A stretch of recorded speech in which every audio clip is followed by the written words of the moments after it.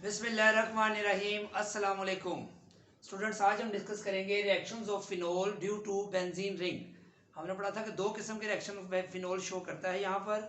एक जो due to OH group जो हम ऑलरेडी डिस्कस कर चुके हैं। अब डिस्कस करेंगे हम reaction due to benzene ring. तो सबसे पहले इसका हम रिएक्शन डिस्कस करेंगे नाइट्रेशन ऑफ फिनोल। तो आपको थोड़ा सा पीछे जाना पड़ेगा। एरोमेटिक वाले चैप्टर में तो हमने डिस्कस किया था ओरिएंटेशन इन इलेक्ट्रोफिलिक सब्स्टिट्यूशन रिएक्शन में आर्थो पैरा डायरेक्टर्स क्या होते हैं। तो हमने पढ़ा था ऐसे ग्रुप्स जो बेंजीन के साथ डायरेक्ट अटैच हों और उनके पास लोन पेयर हों तो वो इलेक्ट्रॉन डोनेटिंग ग्रुप होंगे और वो आर्थो और पैरा पोजीशन जो बेंजीन की होगी उसको इलेक्ट्रॉन एफिशिएंट इलेक्ट्रॉन रिच बना देंगे, जिस वजह से आने वाला इलेक्ट्रोफाइल आर्थो और पैरा पोजीशन पर अटैक करेगा या अटैच होगा। इसके रेफरेंस के तौर पे मैंने ये स्ट्रक्चर बना दिए, यहाँ इसके बनाने की जरूरत नहीं है, सिर्फ रेफरेंस के तौर पे आपको दोबारा रिवाइज करने के लिए बताया है कि ये लोन पेयर जो है ये यहाँ शिफ्ट होगा और ये पाई बॉन्ड आगे यहाँ शिफ्ट हो गया नेगेटिव चार्ज की शक्ल में। ये फिन ऑक्साइड में भी हमने पढ़ा था, सेम वही स्ट्रक्चर हम बनेगा यहाँ पे भी। फिर ये नेगेटिव चार्ज जो है वो यहाँ पे शिफ्ट होगा और ये पाई बॉन्ड यहाँ शिफ्ट होगा तो यहाँ पे पैरा पे नेगेटिव चार्ज आ जाएगा। फिर ये नेगेटिव चार्ज यहाँ शिफ्ट होगा और ये बॉन्ड यहाँ शिफ्ट हो जाएगा तो आर्थो पे नेगेटिव चार्ज आया, पैरा पे नेगेटिव चार्ज आया और आर्थो पे नेगेटिव चार्ज आया। इसका मतलब क्या हुआ, रेजोनेंस की वजह से ये जो OH ने अपना लोन पेयर डोनेट किया बेंजीन की तरफ और उसकी आर्थो और पैरा पोजीशन पर नेगेटिव चार्ज क्रिएट कर दिया, डेवलप कर दिया, जिससे आने वाला इलेक्ट्रोफाइल, क्योंकि हम नाइट्रेशन पढ़ रहे हैं तो नाइट्रेशन याद करें, बेंजीन की नाइट्रेशन हमने पढ़ी थी तफसील के साथ, उसका मैकेनिज्म किया था, यहाँ मैकेनिज्म नहीं हम करेंगे। तो आपको याद होगा नाइट्रोनियम आयन NO2 पॉजिटिव जो था वो इलेक्ट्रोफाइल आता था तो वो कहाँ पे अटैक करेगा, आर्थो और पैरा पोजीशन पर, क्योंकि ortho para position electron rich position होती है। तो यहाँ पे देखें फिनोल की जब हम नाइट्रेशन करेंगे डाइल्यूट नाइट्रिक एसिड के साथ एट 25 डिग्री सेंटीग्रेड, तो बड़ा याद रखें कि जो आर्थो पोजीशन पे नाइट्रो ग्रुप अटैच होगा और पैरा पोजीशन पे नाइट्रो ग्रुप अटैच होगा।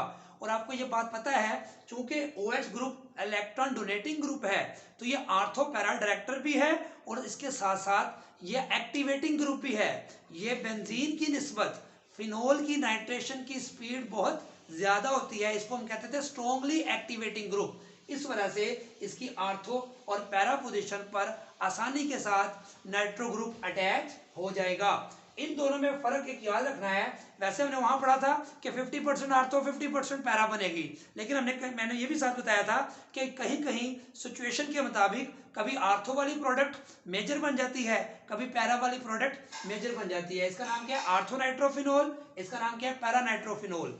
और इसका नाइट्रो ग्रुप मैंने ओपन करके लिखा है, आप देख सकते हैं N double bond O negative और यहाँ पे पॉजिटिव चार्ज आएगा।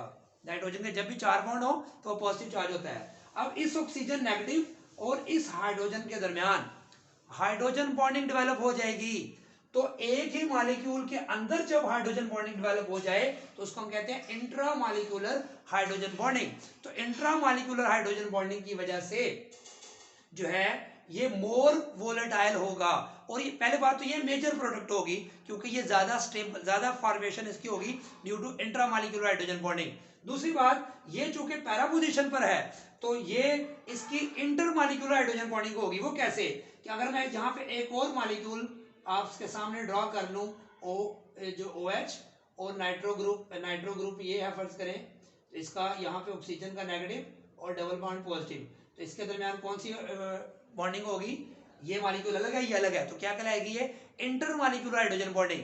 तो ये इंटर मॉलिक्यूलर हाइड्रोजन बॉन्डिंग की चेन टाइप बन जाएगी, इधर भी उससे अगला मॉलिक्यूल, उससे अगला मॉलिक्यूल, तो इनकी इंटर मॉलिक्यूलर फोर्सेस ज्यादा स्ट्रॉन्ग होंगी। ये इंट्रा मॉलिक्यूलर हाइड्रोजन बॉन्डिंग बनाएगा तो साथ वाले मॉलिक्यूल्स के साथ बॉन्डिंग करने के लिए आसानी से अवेलेबल नहीं होगा, जिस वजह से ये इसके अंदर इंट्रा मॉलिक्यूलर हाइड्रोजन बॉन्डिंग होने की वजह से इसकी इंटर मॉलिक्यूलर जो फोर्सेस होंगी वो वीक होंगी, इसलिए ये मोर वोलेटाइल होगा और ये लेस वोलेटाइल होगा क्योंकि इसकी intra molecular hydrogen bonding strong होने की वजह से इसका बॉइलिंग पॉइंट ज्यादा होगा, इसका बॉइलिंग पॉइंट कम होगा। इन दोनों के बॉइलिंग पॉइंट में फर्क इंट्रामॉलिक्यूलर हाइड्रोजन बॉन्डिंग और इंटरमॉलिक्यूलर हाइड्रोजन बॉन्डिंग की वजह से होता है, इसलिए इसको हम स्ट्रीम डिस्टिलेशन से आसानी से सेपरेट कर सकते हैं। तो डिस्टिलेशन प्रोसेस में हम कैसे सेपरेट करते हैं? Due to difference in their boiling points. तो ये बात याद रखनी है, ये मेजर होगी, ये माइनर, इसकी वजह इंट्रामॉलिक्यूलर हाइड्रोजन बॉन्डिंग और इसकी जो है वो इंटरमॉलिक्यूलर हाइड्रोजन बॉन्डिंग होगी। अब हम डिस्कस करेंगे कि अगर हम कंसंट्रेटेड नाइट्रिक एसिड ले लें तो फिर क्या होगा। अगर हम कंसंट्रेटेड नाइट्रिक एसिड के साथ फिनोल को ट्रीट करते हैं और साथ हीट भी करते हैं तो आपको ऑलरेडी पता है कि जो OH है वो एक्टिवेटिंग ग्रुप है। इसकी इस आर्थो और इस पैरा को याद करें। अगर हम आर्थो पैरा डायरेक्टर वाला टॉपिक याद करें एरोमेटिक वाला, तो वहां हमने टॉलीन की रिएक्शन पढ़ी थी, आपको याद होगा। जब टॉलीन को भी हमने नाइट्रिक एसिड से ट्रीट किया था और हीट किया था साथ, तो आपको याद है वहां भी आर्थो और पैरा तीनों पोजिशन पर जो है नाइट्रो ग्रुप लगा था, तो उसको हमने कहा था TNT। सेम वहां भी मैंने ये आपको बात बताई थी, बल्कि ये रिएक्शन वहां भी मैंने लिखा था कि नाइट्रिक एसिड नाइट्रो ग्रुप जो है, बेसिकली नाइट्रिक एसिड को हम इस तरह लिख सकते हैं HONO2। तो यहां से इसकी जो H है वो इस H ये OH से निकल जाएगा वाटर बन के, और ये नाइट्रोनियम ग्रुप यहाँ पे भी लगेगा। इसी तरह ये नाइट्रोनियम ग्रुप इस आर्थो पे भी लग जाएगा और इस पैरा पे भी लग जाएगा। तो यहाँ क्या प्रोडक्ट बनेगी? 2,4,6 ट्राई नाइट्रोफिनोल। यहाँ पूरे वाले में क्या बना था? आर्थो पे अलग बना था, पैरा पे अलग। लेकिन चूंकि ड्रास्टिक कंडीशंस हमने रख दी हैं, कंसंट्रेटेड नाइट्रिक एसिड रख दिया है और OH पहले ही एक्टिवेटिंग ग्रुप है, साथ हीट भी कर दिया, तो एक ही मॉलिक्यूल की आर्थो और पैरा पोजीशन पर जो है वो नाइट्रो ग्रुप लग जाएगा। तो इसका नाम क्या है? 2,4,6 ट्राई नाइट्रोफिनोल, और इसको हम पिक्रिक एसिड भी कहते हैं। कमर्शियल नेम इसका ये है पिक्रिक एसिड, स्पेशल नेम है पिक्रिक एसिड। तो कन्वर्जन मोस्ट इंपोर्टेंट आती है कि फिनोल से पिक्रिक एसिड बनाएं, तो आप आसानी से बना सकते हैं। तो conditions will decide whether the product will be orthonitrophenol, paranitrophenol or picric acid. Next हम डिस्कस करेंगे सल्फोनेशन। अब हम बात करेंगे सल्फोनेशन की। तो आपको ये भी हमने समझा हुआ है ऑलरेडी, अब इसके समझने में आसानी हो जाएगी कि OH ग्रुप क्या है? आर्थो पैरा डायरेक्टर है, क्योंकि आर्थो पैरा इसका इलेक्ट्रॉन रिच होती है position due to electron donating group due to resonance. तो ये हम पढ़ चुके हैं। जब सल्फोनेशन करेंगे तो सल्फोनेशन का मतलब क्या होता है कि बेंजीन के ऊपर सल्फोनेशन हमने की थी एरोमेटिक वाले चैप्टर में, और आपने वो नहीं समझा हुआ तो फिर ये आपको समझ नहीं आ सकता। तो सल्फोनिक एसिड ग्रुप हमने यहाँ पे इंट्रोड्यूस करना है। तो इसकी आर्थो पोजीशन पे सल्फोनिक एसिड ग्रुप इंट्रोड्यूस हो जाएगा और पैरा पोजीशन पे सल्फोनिक एसिड ग्रुप बन जाएगा, लग जाएगा। लेकिन ये बड़ी इंपॉर्टेंट बात आपने समझनी है कि अगर 20 डिग्री सेंटीग्रेड यानी कि रूम टेम्परेचर 25 या 20 डिग्री सेंटीग्रेड या लो कंडीशंस ऑफ टेम्परेचर अगर आप रखते हैं, तो मेजर प्रोडक्ट आपको मिलेगी ortho hydroxy benzene sulphonic acid. इसका नाम क्या है? Ortho hydroxy benzene sulphonic acid. क्योंकि ये जो सल्फोनिक ग्रुप आ जाएगा ना, तो ये पेरेंट चेन में चला जाएगा, क्योंकि इसको प्रेफर करेंगे हम फंक्शनल ग्रुप को। तो ये बन जाएगा बेंजीन सल्फोनिक एसिड, और इसकी 2 पोजीशन पे OH लगा हुआ है, तो क्या बोलेंगे इसको? 2 हाइड्रोक्सी बेंजीन सल्फोनिक एसिड या ortho hydroxy benzene sulphonic acid. तो ये क्या होगा? 4 हाइड्रोक्सी बेंजीन सल्फोनिक एसिड या para hydroxy benzene sulphonic acid. तो ये मेजर होगी और ये माइनर। तो इसके मेजर होने की वजह क्या हो सकती है कि इस OH, और अगर सल्फोनिक ग्रुप को हम ओपन करें तो ये S double bond O OH होता है। तो इस ऑक्सीजन और इस हाइड्रोजन के साथ क्या डेवलप हो सकती है?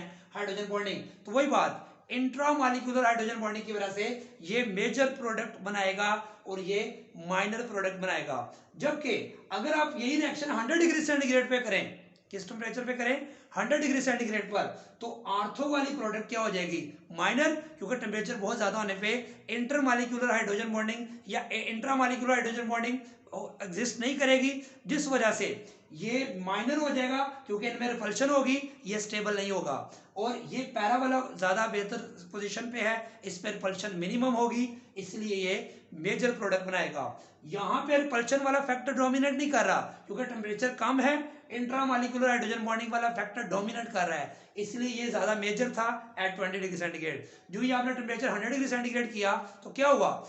इंटरमॉलिक्यूलर हाइड्रोजन बॉन्डिंग उस वक्त टेम्परेचर ज्यादा पे एग्जिस्ट नहीं करेगी, जिस वजह से क्या होगा कि ये आर्थो पे रिपल्शन होगी। जब इनकी रिपल्शन होगी तो ये इस पे स्टेबल नहीं होगा आर्थो पोजीशन पर, इसलिए ये माइनर हो जाएगा और आपको मेजर प्रोडक्ट जो मिलेगी para hydroxy benzene sulphonic acid मिलेगी।